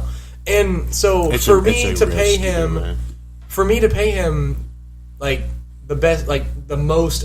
He wants tops. He wants for me to pay him the top salary of any safety in the league right now, I'm not going to do that. Especially, like you said, they got to sign Burrow again. I do think they have to wait what happens though, because one bad year is a fluke. No, I agree. But we've said, if he's not going to play on the franchise tag and we're nowhere close to getting a deal done, and let's say we franchise tag him again, he's not going to play. He's not going to play. No. So then we just lose him for nothing. Yeah. Or we can. Yeah. So I feel like either we're losing him for nothing, or we can lose him and gain. Or some you may assets vastly back. overpay him. Or we vastly overpay. I feel like we're losing either way unless we trade him. That's my own. That's the only thing. Or unless he decides and changes his mind and says, like you said, I'm going to play this year and prove that I'm worth top safety money. Yeah. And if he balls out, then pay him top safety. Give money. him some top safety money. No, I think that would be the wisest thing for both sides. Okay, just play on the tag. Yeah. And prove that you are top safety. And then if he doesn't, then we can trade him, or we can just. There's no signing trades in the NFL, is there? Nah. Dang. So then I guess we'll just lose him. But I mean, he still plays for us. Here's the thing, though. Jesse Bates is still not a slouch. One bad year does not mean he's not a top 10 safety. No, not he at all. 100%. He is. He's a top 5 safety. He 100% is. But like you said, safety is not a high valued position anymore. Yeah, it's not a skill position. Putting all of your money into a safety when you have guys like Burrow, Higgins, Mixon, and Chase who are going to want massive contracts might not be the wisest thing to do. Yeah, I think the best thing to do, and that if both sides are not even close to an extension, and he is adamant on not playing on the franchise tag, I think the best thing to do is to trade him now and get something for him, because I would not allow a top 5 safety to walk with getting nothing. Now, if he plays this year under the tag and then he walks next year, okay, that's fine. We had him for another year. Yeah. That's great. But if he's not going to play, then trade him now. Yeah. He's just going to sit out and not play football for a whole year. Just trade him now. I think if they trade him, they're going to wait till the season is underway. Yeah, they're not going to trade him right now. Now the other thing, they'll probably wait till the deadline. Yeah. The other thing that, because like you said, he could play, and if they trade him prematurely, then it could. I'd like to hear your guys' opinion on this, but when has sitting out for a season ever helped any player? It hasn't. Le'Veon Bell. I was about to say Le'Veon Bell was a huge. Took a nosedive. He was a huge example for that. He sat out. He got his money, but he was really bad. He didn't play football for a year, and when he came back after that, he was terrible, and now he's not even in the league. So when he's focusing on his boxing career. Yeah. He's making music too. So when was the last time a player sat out for a season and came right back in and was right back where he left off? When has that ever happened in the NFL? Has not. That is just completely foolish of him to sit out this year. I understand him wanting to get paid, though. I understand. I feel like he very well could sit out during training camp, but then eventually playing week 1. Yeah. I think that's because he's probably just doing to just gain leverage. Yeah. But that's what I would do. I would gain as much leverage I could preseason, and then maybe get a deal done before week 2 or before week 1. Yeah. And then you leverage as much as you can, and then like you said, if they don't get a deal done, then you just prove it. Then you just prove yourself. Yeah. I don't think the Bengals should trade him if they can't get a first round pick though. Yeah. If teams are only offering a second and a third, I don't think you should trade him. But if we can get a first and a third, I would be 100% okay. Well, but really though, because even if they're offering a second and a third, at least they're getting something. I don't think that's worth it, personally. If he doesn't play, yeah, that's what I'm saying. If he doesn't play, if he does play. If he does play, then no. If he does play, and he says, you don't trade him. Period. No, yeah, no. But what if he plays and then he tells them, he's like, even if I do really good, I'm not coming back. Then then you'd have to trade him. I would feel like you'd be like, But okay. I would see where the Bengals were at the time. Yeah, but don't you want him to play for this year though? Well, no, I mean, but just no. to see how they like are. that's what I'm saying. Like the deadline. What is the deadline? Week 8. It's week 8. Okay, So that's you get true. to Yeah, say so the I think- Bengals were like so you would 7-2 at yeah. the time. So let's say they're like 6-3, 7-2. He plays, and then let's say he says, "Hey, I don't plan on resigning here. You can't you're not obviously giving me what I want. I'm going to test my market, and I'm not coming back. And thanks for having me. Blah blah blah." Yeah. That gives 7-8 weeks for our rookie receiver to get reps and practice, and I mean obviously won't be Jesse Bates level, but he'll be decent. And then let's say we get, if he improves his stock enough, we get a first and a third. I would be okay with that.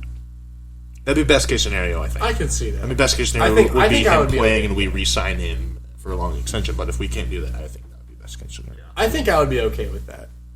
I just don't want to lose him for nothing. That's what I'm saying too. That's a real possibility if he doesn't want to play on the franchise tag. If he is adamant that he will not play under the tag. I think the Bengals, if that happens, the Bengals should learn from the Steelers and other teams in the past and just trade him. Yep. Yeah. If they've truly turned over a new leaf, they should just trade him. Yep. Yeah, that's what I'm saying. Yeah, exactly, 100%. And I like that. I like Dax Hill because that gives him insurance. Mm-hmm. Yeah.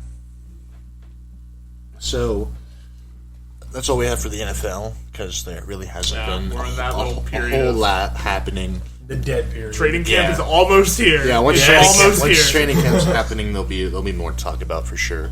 But so we're going to talk some NCAA football because there's been some headlines there, mostly on the shuffling of the conferences. Earlier before this summer, Texas and who else was it? Oklahoma. Wasn't that like last summer? Yeah, they're joining the SEC, and then it was recently said that USC and UCLA is going to the Big Ten, and then the Big 12 is open for business now. They said in a press conference a couple days ago. They added UC and BYU. And BYU. Yeah, so they're looking to add a bunch of people. So and even like smaller colleges are changing conferences too. The entire like landscape of college football is changing. College football is completely different now. Yeah. It is a whole new game now. Yeah, like I think from this gives me like the sign that they're pushing to just have 5 conferences and just have the Power 5 conferences and just have as many people in those conferences as possible. I think college football is legitimately just semi-pro now. Like that's kind of the place that we're at right now, I think. Yeah. I mean, I don't know how to feel about it because I'm all for the players in college football getting paid. I'm all for collegiate athletes getting paid with the amount of money that college football makes for each of those colleges, not even including like endorsement and all that for those colleges, just TV rights and TV rights alone, especially for the Big Ten and the SEC. I'm all for college athletes getting paid, right? Absolutely. But there's no denying the fact that NIL is completely changing, and you can make an argument ruining the tradition that college football brings to the table. because it's changed like recruiting as well. Like people will be like, "I'll give you X amount of money if you come to my team." So it's been like more active recruiting. But like you said, I like it. Like I think that I'm all for athletes getting paid. but 100%. but it has completely changed the landscape. Well, of the because it's NCAA. basically just recruiting is basically just free agency now. Yeah. That's what I'm saying. I mean, because I don't know for sure, but looking on like the outside in, Arch Manning going to Texas. Why on earth would he go to Texas? He already committed to Yeah, Texas, and right? they said that he's going to redshirt his first year. Yeah, but like, why on earth would he choose Texas for any reason other than them giving him an enormous NHL deal? I think isn't he the highest paid NAL player already? I think he is. I don't know. Let me look it up real quick. But like, just they're like, he should have like picked Alabama, Georgia, some team like that. But he picked Texas, who is not a good team at all. So I think like, I mean, like the infamous NHL Texas back thing. His NIL deal, he's got $3.1 million from NIL, which is the most for any high school football player and third overall. Jeez. And he has not played a single down of college football. It's because of the Manning name. yeah, and that's why he picked Texas. Yeah. Because they gave him an enormous NHL. That's the only reason he's the number 1 overall recruit is because he's the nephew of. He is really also good. really though. good. He's Well, really good. obviously. He would still be like if his name was Arch Smith or something. He'd still be top probably top 5 in his class, but like For sure, he's a stud. everyone's like he's undoubtedly the number 1 prospect, and I'm like, I don't know if it's as clear cut as when like Peyton Manning was coming out of high school. Yeah. He's really But good. what's No, I even know. I've seen his crazier highlights. Yeah. is like the top, like the 3 like top 5 like perfect composite score quarterbacks or like players out of all gone to Texas. Yeah. And only Yeah. and one of them was Vince Young, obviously. Vince Young, Who had when a you very were- successful And then career. Ewers we'll see this year, and then Arch will come in next year. I'm excited to watch them, though. I think Texas. You could make an argument that especially Texas has the second best offense in college football. Yeah, I think I that- keep saying that Texas You got could make that a argument. lot of good transfers. I think Texas, but like, people keep saying it's Texas. And I'm like, yeah, It but I is. think they'll be better than they have been. But I think like it's honestly kind of sad that they aren't one of the best teams in college football. Like, I feel like they should, like, absolutely should be. Yeah, you I know? don't have that much of an emotional attachment to Texas. I don't like either, my I'm dad just saying, does, like- because when my dad was growing up and like when he was my age, Texas was one of the premier powerhouses of college football. Yeah, and I feel like there's no reason it shouldn't still be. Yeah. Like, obviously not like Ohio State and Alabama level, but like I feel like They were Texas Ohio should, State and Alabama. I know they were, but like I feel like they should at least be like in the It should be like where conversation of Michigan a is at right now. College top football playoff. team, you know? Yeah, I mean, like USC's been like that too, but they're on the come up now. Yeah. Which think USC 's gonna be I good. think that's going to help college football a lot. Is having those big programs that have struggled the last couple of years are kind of now Yeah, for sure. like revitalizing themselves. I still don't think USC is gonna like. They're not going to be like ridiculous. No, but like- they'll be a lot more exciting to watch than they have been. 100%. I don't think they'll be able to. I mean, I think Ohio State is still kind of the like king of the Big Ten, though. Yeah, Like I don't think USC is gonna like USC take and, over USC, that USC conference. and you know? UCLA are not going to come in and take OSU's place. No, not at all. At least in football. In other sports, we'll see. Well, no one cares OSU about isn't that. the I king mean- in basketball. Yeah, and yeah, other but no one cares sports, about but that. Like I mean, like Yeah. like Ohio State football is like Yeah. they are like yeah. the creme de la premier creme. team. You know, like I don't see it. I don't see anyone coming in and taking Ohio State off of that premier Yeah. spot in They're the Big Ten. Down the year, way that they're recruiting right now Yeah. is on another level. Yeah, their down year the past 5 years was a Rose Bowl win. Yeah, Yeah, and last year was their multiple worst year. college playoff. That's what I'm appearances. saying. Yeah. A 2-loss Rose Bowl win. That's their down year. Yeah. the yeah. past Like 5 literally, years. like I literally said that Ohio State was terrible this year, and they went 10-2 and won the Rose Bowl. right, they went Yeah. 10. Like, they that won- was they their won- worst played- year. Yeah, Like yeah, so. Like I don't think we know like how blessed we are. Yeah. As OSU fans, like if I was a fan of like Illinois or like Northwestern, I would not care about college football. Oh, Yeah. not at all. Absolutely not. No. But it's just, it really is funny though. Like that's just how good of We a call program OSU Ohio State terrible is. Like for going 10-2 and winning the Rose Bowl. Imagine if Purdue did that. I know They would be ecstatic. they would be the talk of like the nation. Right. Yeah. But Ohio State goes 10-2 and wins the Rose Bowl, Like, and our fans are like, oh my gosh, that was an awful year. I've Like, heard they people be suck like, this well, we year. should start looking at Ryan Day's job. And I'm like, are you out of your mind? I know. yeah. Yeah, no, I think they're going to be right back on top this year, though. I think if they don't make the playoffs, it is a egregiously disappointing year if they don't make the playoffs. Yeah. Going back to the like the conference moving, I don't hate it because I just don't want it to be like. So I'm okay with like Texas and Oklahoma going to the SEC, I think that makes and like sense. I'm like USC and UCLA like going to the Big Ten. Geography wise, makes no sense. Yeah, that doesn't make sense, but I'm okay with it. But I'm okay with like two teams going to a bigger conference stuff. But like when you have 4 or 5 teams going to a big conference, that's when I'm going to get a little bit iffy.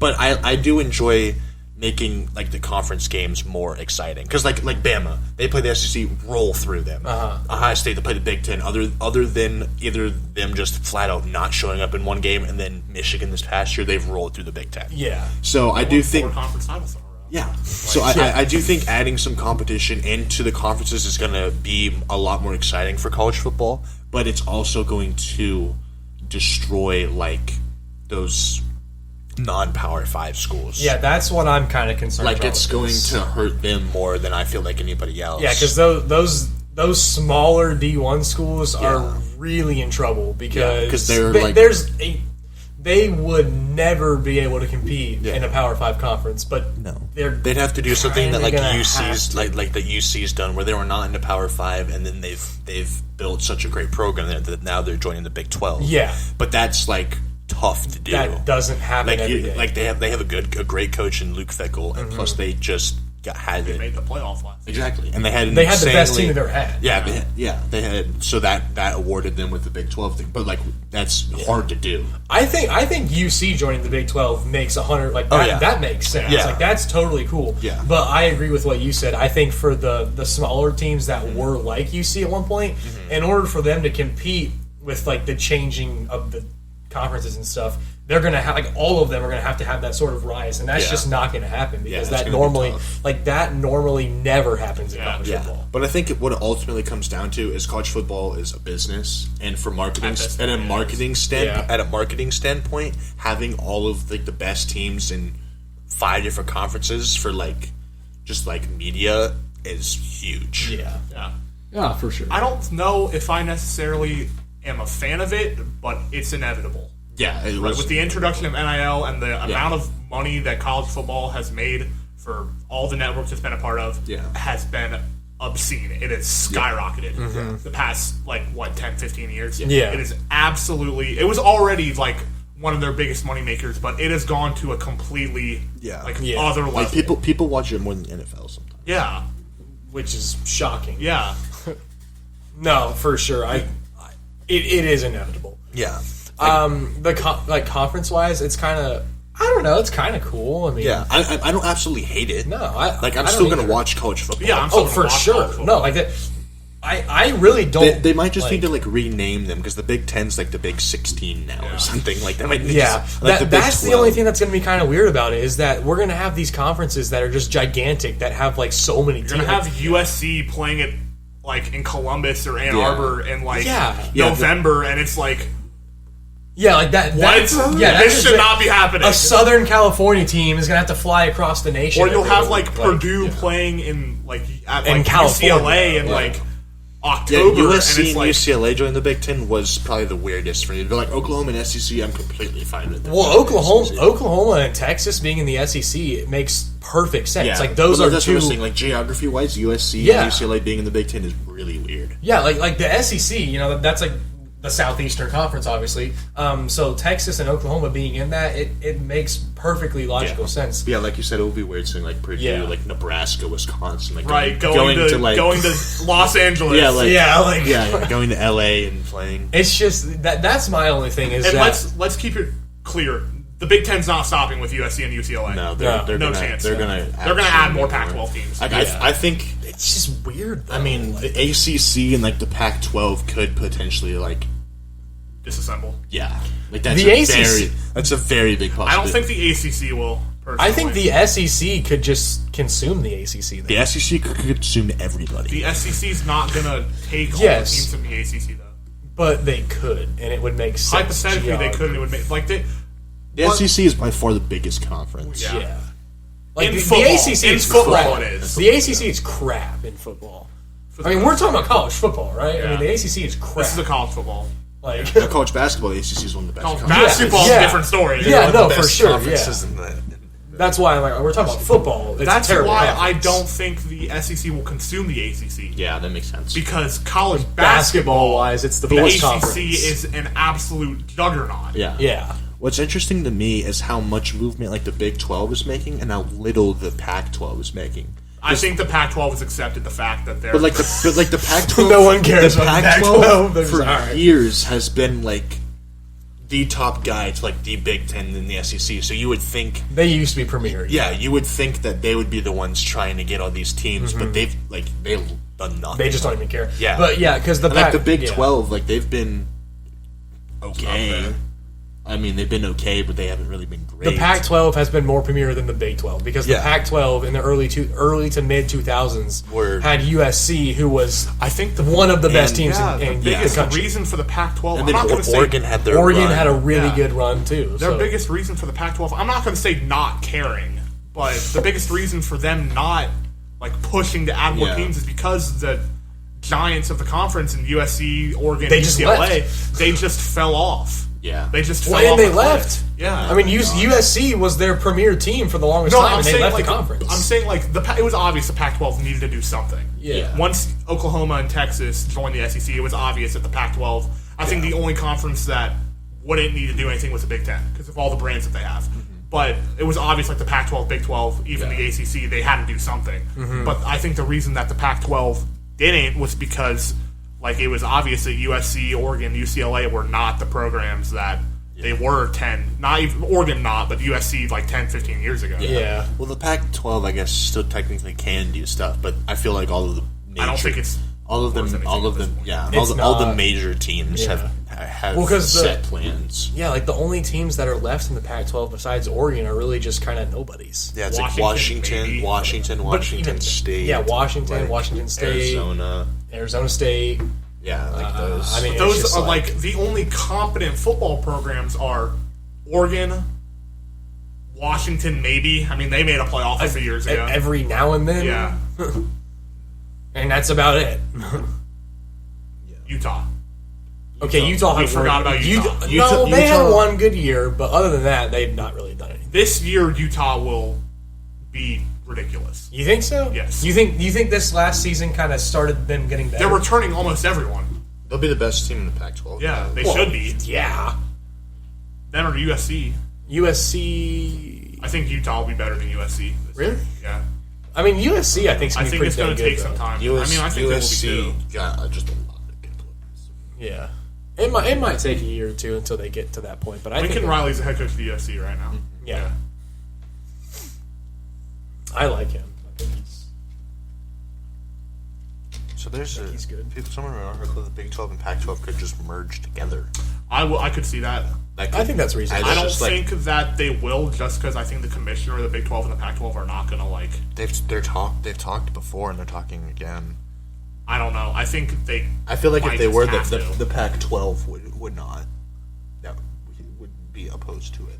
I think that's reasonable. I think the Pac-12 would be opposed to it. I think the Big 12 commissioner's always been for like. But I think it has to get really bad for like two conferences to just merge. Yeah. Because then you're talking like 20-something teams. That's what I'm saying. That's why I'm like just having Power 5 conferences is like each conference is going to have like a lot of teams. I mean, there's a lot of teams. It will literally be like there'll be 4 divisions. That's basically what it'll be like. And that's why it's just like there will be other conferences apart from them, but as far as the conferences that people actually care about, it's but like if you think like the main, like ESPN and like the mainstream conferences will just be like the 4 or 5 big conferences, and you won't see much else of anybody. Like if all of those like there's like what? There's 12 conferences in D1 college football. I think it's 13, but I don't know. 12 or 13 conferences, and I thought there's a lot more than that. Not in that's in football. No, there's FCS football. Yeah, no FBS D1. There's like 12 or 13 conferences. Yeah. College basketball, there's like 30. Yeah, but like, so if all of those were to merge into the Power 5, each conference would have 20 teams at least, and that'd be a little bit much. I think. I don't know what they're going to do because you can't extend the college football season to 17 games. You're basically playing a professional. You're playing an NFL season. You absolutely can't do that. Yeah. I think to kind of make this whole realignment a little bit better, you have to expand the college football playoff. That was going to be my next point. To at least, I think you have to do that anyway. Yeah, but you have to expand to at least 6 or 8. I would go 8 to 12. If they're doing the super conferences, you're going to have to expand to more. Exactly. You can't do. I have always been an advocate of this. The college football playoffs now is garbage. I have always said that. They have to expand. You think how much revenue like March Madness brings in? If the NFL does anything close to that, why don't they? There's no like. It'll extend the season. The players will be playing 16, 17 games. It's basically an NFL season at that point. Yes, but that's 16 or 17 games, including playoffs. The high school in Ohio does that. If you go all the way to the championship in high school, you play 16 games. It's 15 games. 16. Is it 16? It's a 6 game.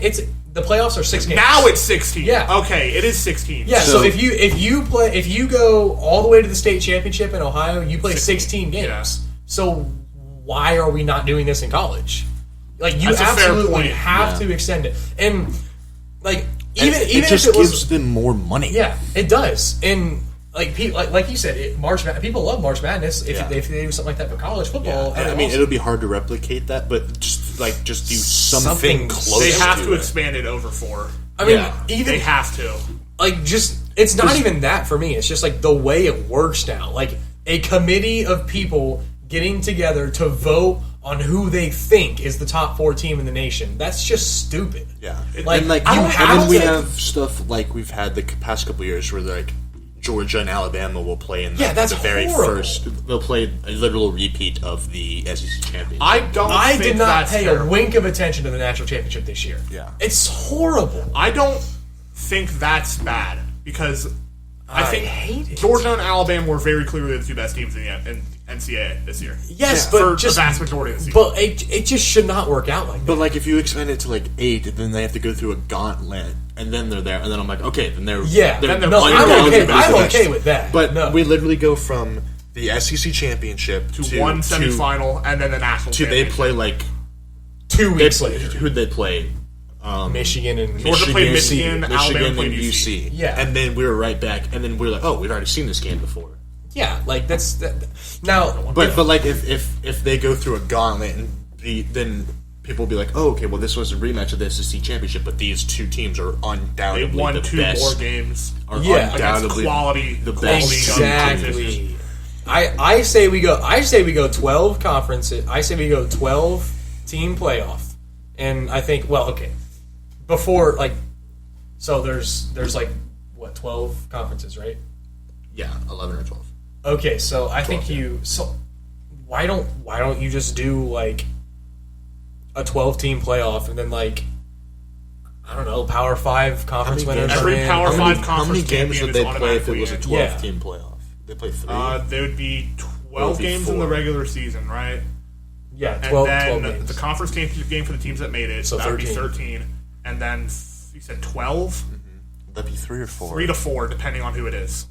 Because the top 4 teams would get a bye. Yeah. And then the 5 through 12 would play 1 game, Yeah. and that would bring it down to 8. So that would be another game. And then- 4, 2. So 4 if you're not one of the top 4 teams. 3 if you are one of the top 17 4 games. That's literally only 16 to 17 games. That's literally only one more game than high school. Yeah, that would make sense. Yeah. And plus, like, a thing that people love about March Madness is the upsets. So that gives you a Here's the chance thing, for them though. to be upsets. Because I don't- like UC going up against Alabama, like they were one of the best teams, but there was nobody thought UC was going to be. No. But like if- it's a lot like you don't really see upsets in college football as much as you Yeah, do. No, in I know, basketball. but like it can still happen. But like if Because there could be a team Yeah. like Ohio State has lost to Purdue, Yeah. Nebraska. Like they've lost to teams who they undoubtedly should have beat. Yeah. and then So there's if you- games where you Ohio just State don't show did up. not lose to Nebraska.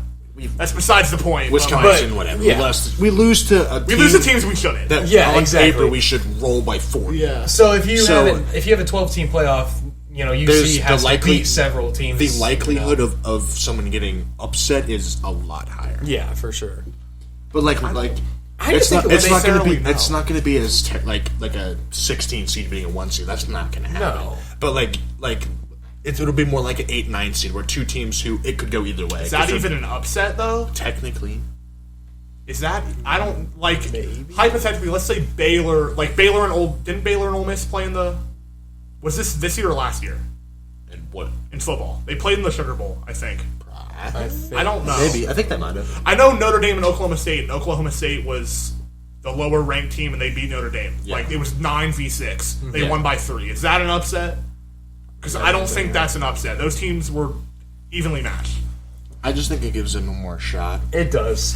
They have to. I It's think it's not as likely, but it increases. At least you have more of a chance than just having Yeah. 4 teams. Yes, because there's always that like the team could game plan better than the other team, and then Yeah. one team just doesn't show up, and they're like, holy crap! Like the 4th or 5th seed is done, and they lost to the 10th seed. We yeah, it's like wouldn't have thought it's that. like possible. hypothetically, it's like it's Ohio, sports. In sports, anything can yeah, happen. it's like Ohio State would lose to like Utah. Which Yeah. could 100% happen. Yeah. like that. It almost did. Yeah, Well, and it's different because a lot of players sat out. But if that game like actually had legitimate meaning, apart from it being the Rose Bowl, which that's not saying the Rose Bowl doesn't have meaning. Yeah. But it's like If the If it was a winner, playoff if game. the winner of this game continues on to play for a national title, everyone that could have played would have played. Yeah, and Right. like that would be a massive headline. Yeah. like Ohio State loses to Utah in like the first round of the college football Yeah. playoffs. That would be a huge headline. Yeah, for sure. Yeah, I think And I mean, I think they got it. I just think for like I said, like college football has turned into a business. You get so much more money. That's They why they would have to get expand it. infinitely Because more I money. think the college football playoff, when they proposed it, had good intention. Yeah, Right. It was better. Have It was teams better than the legit- system they had before. Yeah, instead of a computer ranking that's incredibly, I'm not going to say biased, but it's incredibly like formulated and people can figure out in like 2 hours. yeah. It's have teams legitimately play for a chance to compete for a national title. Hypothetically, you're going to see who the 2 best teams actually are at the time, then they'll play for a national title. Like first year, it worked out great. Ohio State beat Alabama. Yeah, Ohio State beat Alabama, and Oregon throttled an overrated Florida State team that probably would have been the BCS national title game if Yeah. the BCS was a thing because they were undefeated.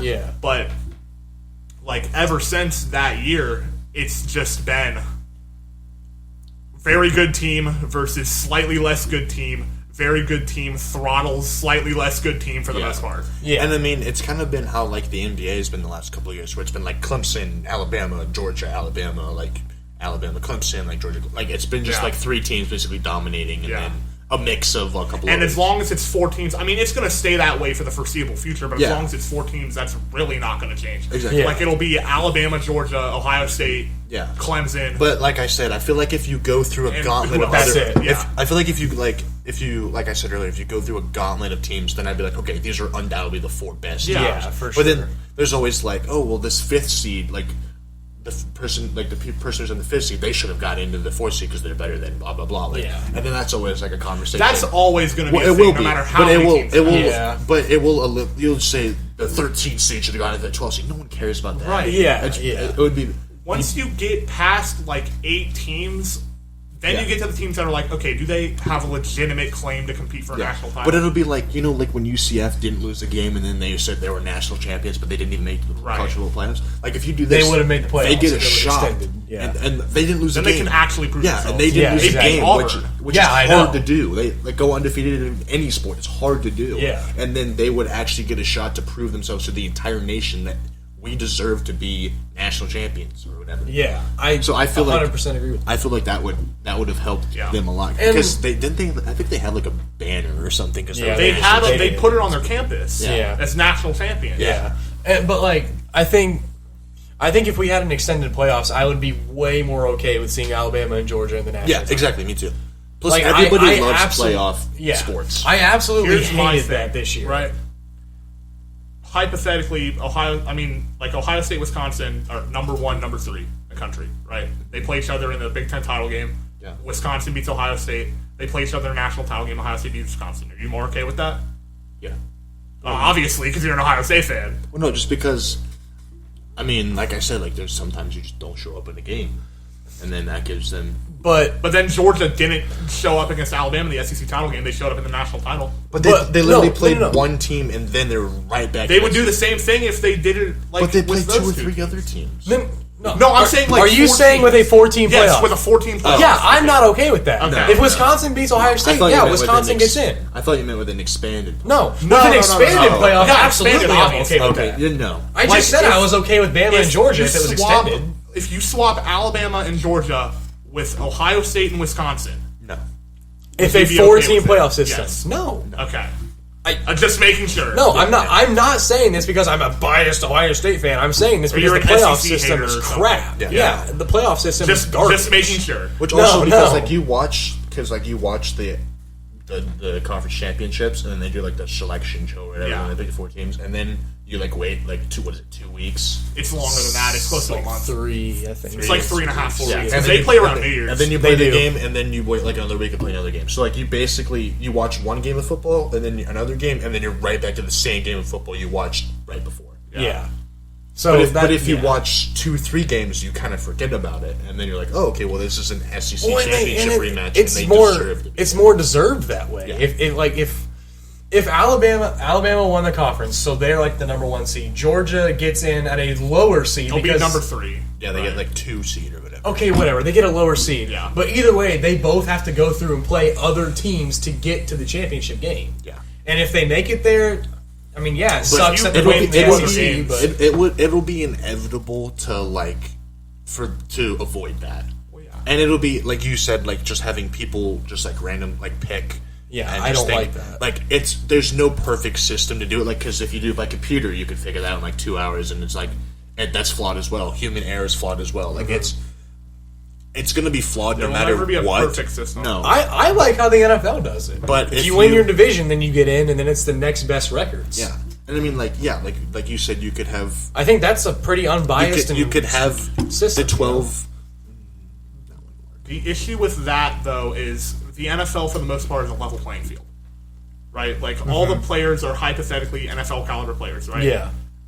It's like Alabama and Coastal Carolina are not on a level playing field. Yeah, I know. Right. I know. I just think that's at least a fair system. That's the issue. That's why I don't think that, every single conference championship get in the playoff. Because, if Alabama wins the SEC and then Coastal Carolina wins the Sun No, Belt, yeah, I was thinking about that, but that no, that wouldn't work. because then Georgia wouldn't get in. They'd be the number 2 overall team, and they wouldn't get in just because they lost. The well, championship. I mean, maybe you'd have to. you'd have to extend it past 12. Then you'd have to have 16. You'd have. teams. I feel like But if then you we're were to getting to do, the point where it's if it's you were a to longer do, if you game were to since do that, yeah. 12, you just have to go by pure at week. What is it 10 or whatever? Who's number 1 through 12, and then just all those people go. Well, I think if you do 12, you could still do Power 5 could do champions. Power 5 and Yeah, the next yeah. next Yeah. best. But then Yeah, it's you the next 7 best teams, and it's So then you're Georgia, Yeah. and then you have UC and other I mean, teams it, like it that. won't like we said. It's not going to be a perfect system either way, but I just At least it would be better that way with Yeah. more teams. You know? they have to do it, especially with the super conferences. Because before, Absolutely. Oklahoma and Texas and USC, UCLA, before they joined the conferences that they joined, I was I think 8 teams is perfect, personally, because all the conferences for the most part would hypothetically be similar in strength, and they would all have an equal opportunity to prove themselves as they're one of the 8 best teams of the country. Because it's once you get to 9, 10, it's do they really have an argument for being a national title contender? Yeah. But now that the SEC, Oklahoma could have 3 losses, not because they're one of the worst teams, but because they play in the SEC. They'd play Yeah. Alabama, Georgia, Auburn, Texas, LSU, teams like that, Texas Yeah. A&M. And it's they lose 3 games, but their conference they play in is absolutely loaded. Same thing with USC. They played Ohio State, Michigan, Penn State, Michigan State, Iowa, Wisconsin, teams like that. Yeah.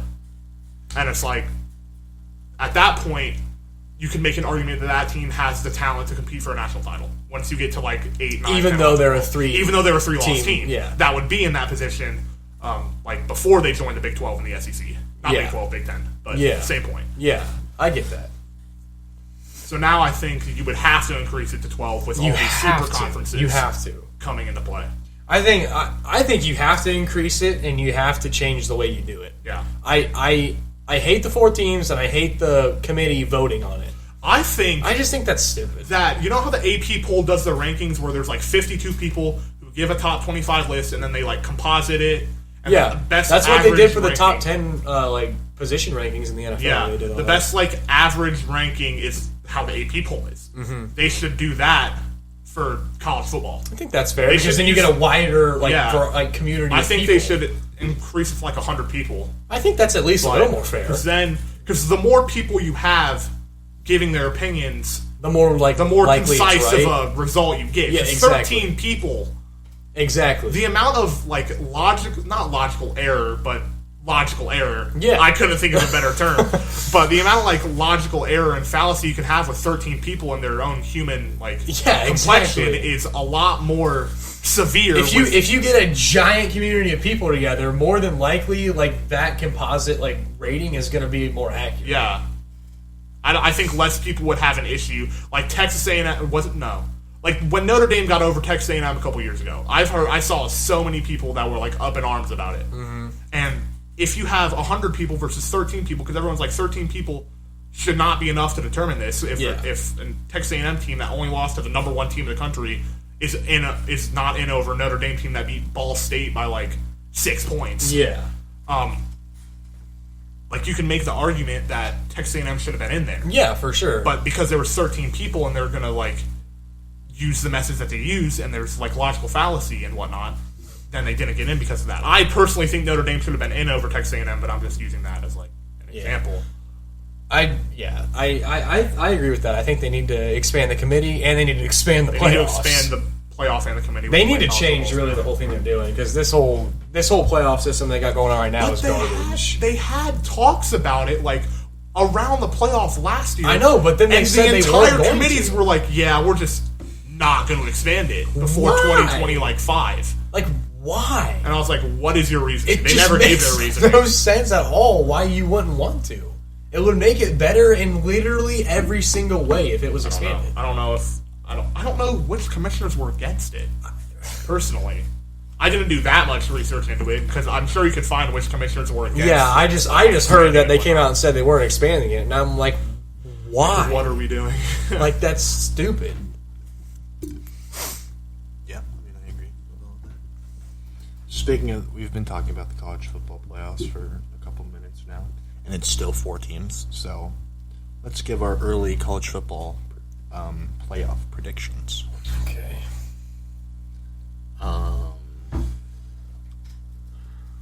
I mean, obviously, Bama, Ohio State probably would be 1 and 2 in my eyes. I'm sure Georgia will probably be in there. And then I think really the 4th team would be the biggest kind of question mark. Mm-hmm.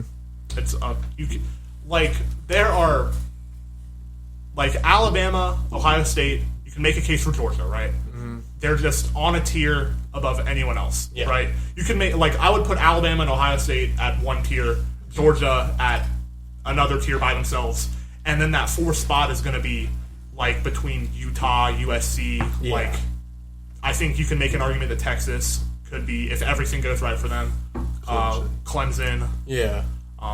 I mean, really, the 4th like the 4th team is really unknown. I mean, those top 3, it's Alabama, Ohio State, more than likely Georgia. I'm not going to say it's like a lock, but those 3 teams, if they don't make the playoff, it'll be a failed season. I think those top 2 are almost locks. I'm not going to say that. I'm not going to say any team is a lock. Yeah, you never know. I mean, yeah, you never know, but, like, especially with Alabama and Ohio State, if they don't make it, that is a, like, horrendous season. Yeah, like this coming season, if either one of those 2 teams are not in the playoffs, that is just a awful. Like, season. You think that anyways. Like, going into last year, we said the same thing. If Alabama and Ohio State don't make the playoffs, we'll be stunned. But, like, it's even more amplified this year. Yeah. No, but it's much worse this year. Ohio State, like, most people predict them, when you predict a team going undefeated in the regular season, it's like, okay, that's a bold prediction. I think, like, Ohio State with their schedule going 12-0 is a reasonable prediction. Yeah. I don't think they should not lose a football game this fall. Alabama, I think Alabama, them going undefeated is a bit more bold of a prediction just because it's the conference that they play in. Exactly. I could see them lose. I could see Alabama dropping 1, but Ohio State should not lose a game. Ohio State should go 13-0 this year. Yeah. They should not lose a game this season. I mean, if they have Michigan at home, they have Notre Dame at home.